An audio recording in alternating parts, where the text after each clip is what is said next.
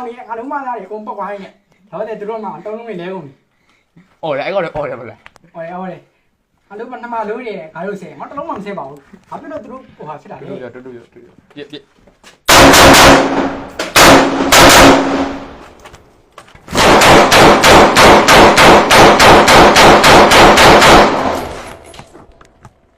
ဟိုကောင်မုန်းနေရဲ့ရှိ ခုပါစားနေရလေ အဲ့ရှိ ခေါက်ဆဲတုံးကြီးဟာနေဆွမ်းလာအဲ့မှာသူတို့ ရောင်းတာပေးရဲ့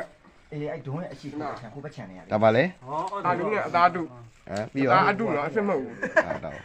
ငါတုရဲ့ ဟိုကောင်နဲ့တွေ့မှာဆိုလို့လိုက်လျှောက် ဒါတော့ ဒီနဲ့ ဆောက်ခွဲတော့ ခေါက်ဆွဲတုတ်စက်ဖန်ပြီးတော့ငါးရောင်ဝယ်ထားတဲ့အတုလေးပေါ့နော် တော့